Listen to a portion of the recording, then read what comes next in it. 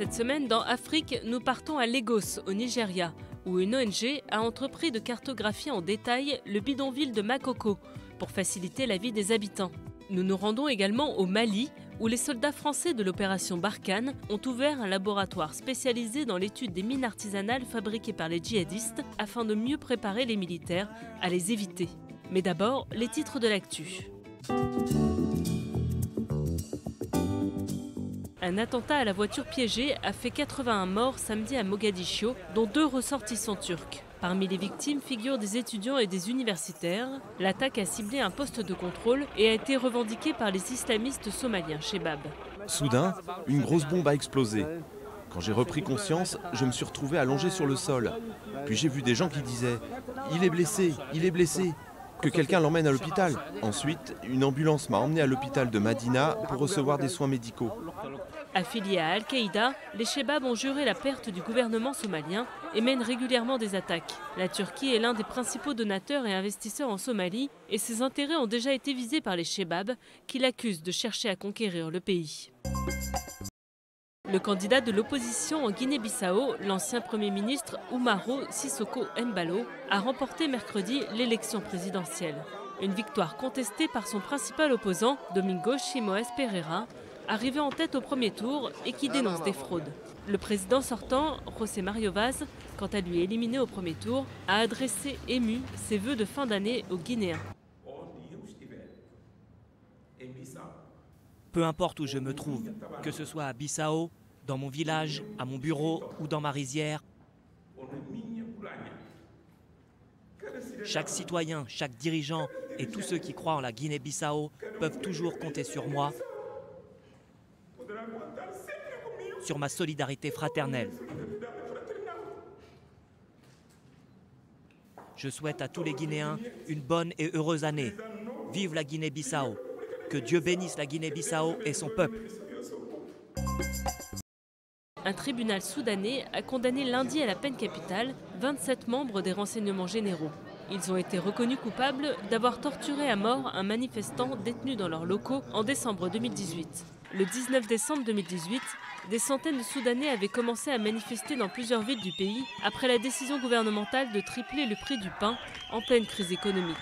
Ce mouvement s'est transformé en une révolte qui a abouti le 11 avril à la destitution par l'armée du président Omar el-Béchir après 30 ans au pouvoir. Selon Amnesty, au moins 177 personnes ont été tuées dans la répression du mouvement.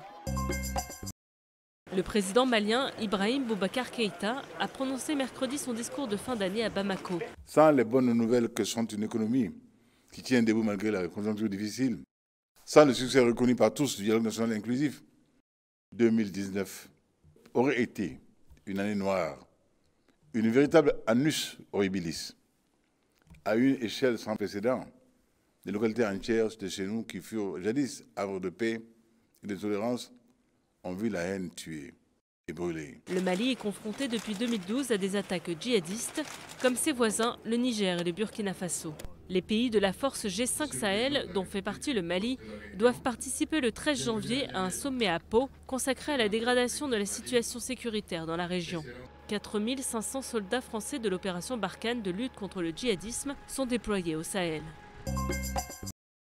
Le nouveau Premier ministre algérien, Abdelaziz Djerad, a été nommé samedi par le président Abdelmajid Tebboune. Il a été chargé de former un nouveau gouvernement alors que l'Algérie est secouée depuis février dernier par un mouvement de contestation qui réclame le démantèlement du système dirigeant le pays depuis son indépendance en 1962.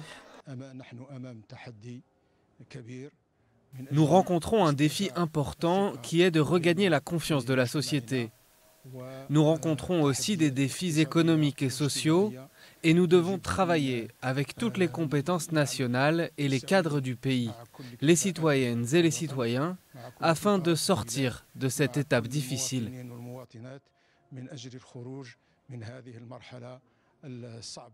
Jeudi, la présidence a annoncé la composition de son premier gouvernement. Plus d'un tiers des 28 ministres nommés l'étaient déjà dans le gouvernement sortant ou dans une des équipes gouvernementales des 20 ans de présidence d'Abdelaziz Bouteflika.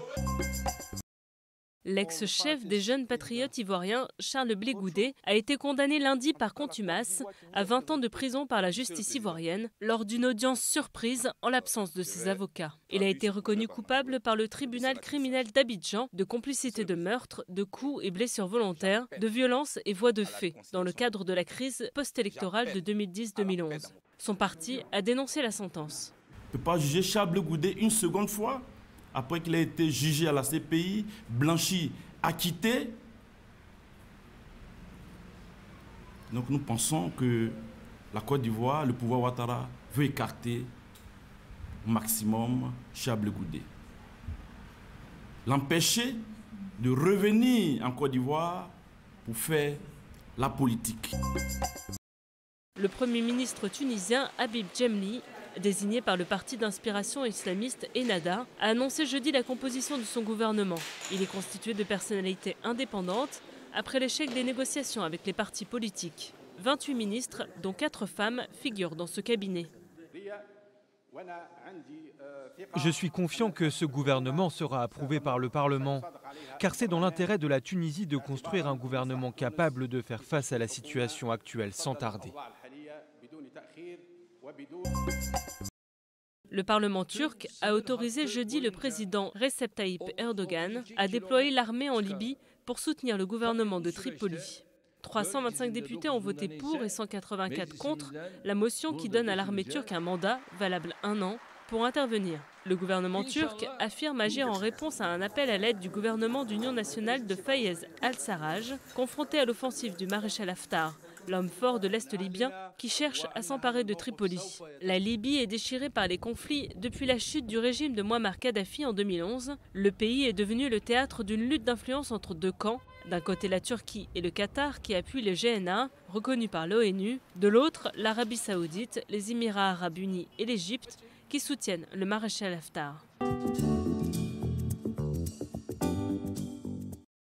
Au cœur de la métropole tentaculaire de Lagos au Nigeria, vit une communauté d'invisibles.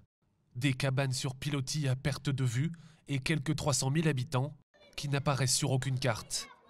Employés par une ONG sud-africaine, John et son équipe parcourent ce labyrinthe flottant, armés de leur téléphone portable. Leur mission ? Cartographier en détail le bidonville de Makoko.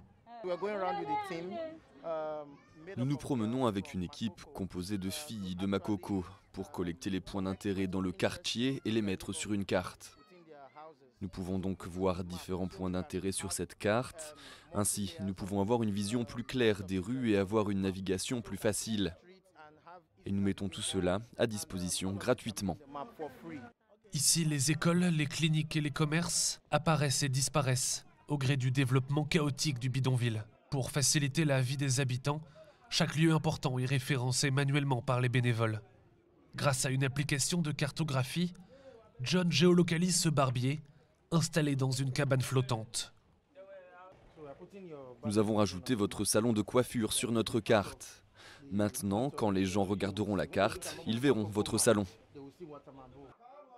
Cette visibilité permettra à ce commerçant d'attirer de nouveaux clients.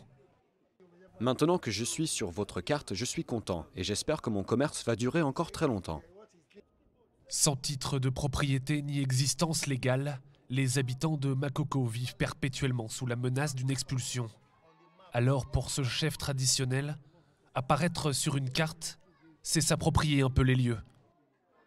Avant, à Makoko, nous étions dans les ténèbres, mais maintenant, grâce au travail que vous avez fait, nous, les chefs traditionnels, voyons que vous avez bien travaillé. Nous ne sommes que des pêcheurs, nous ne savions pas comment faire pour démarquer les différents quartiers, et grâce à vous, nous savons faire la différence entre nos différents quartiers. Nous sommes très contents. D'ici quelques semaines, l'ONG mettra en ligne sa carte. Nous travaillons encore dessus. Quand nous aurons fini, cela ressemblera au reste de Lagos. On pourra voir les rues, voir les différents endroits. John et son équipe ont déjà référencé plus de 83 lieux d'intérêt dans le bidonville.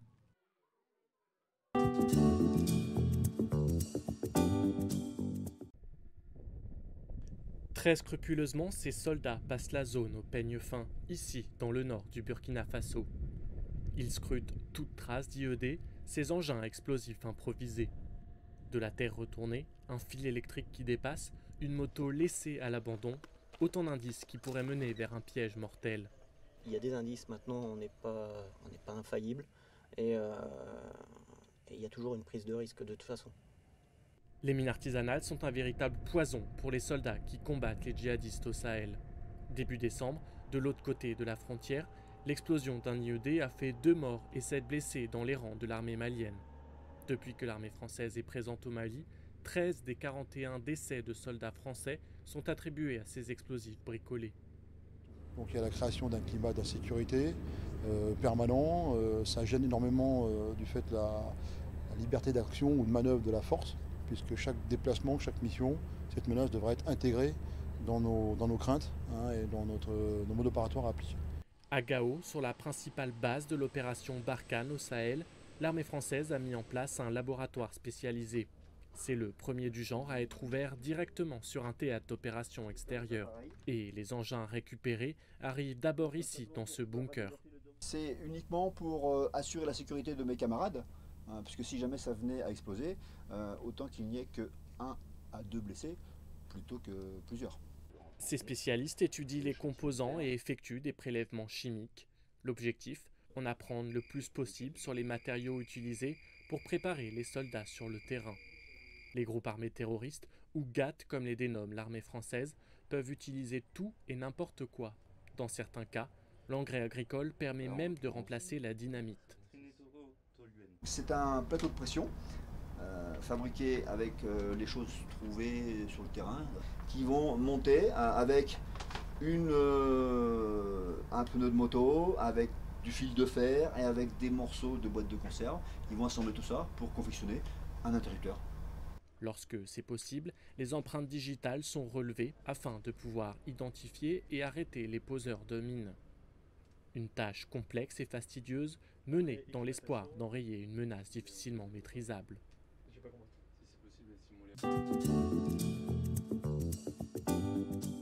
Comme partout ailleurs dans le monde, le continent africain a basculé en 2020, des festivités marquées par des comptes à rebours et des feux d'artifice, comme ici en Nouvelle-Zélande. L'occasion de vous souhaiter une bonne année à tous. C'est tout pour cette semaine dans Afrique, à la semaine prochaine.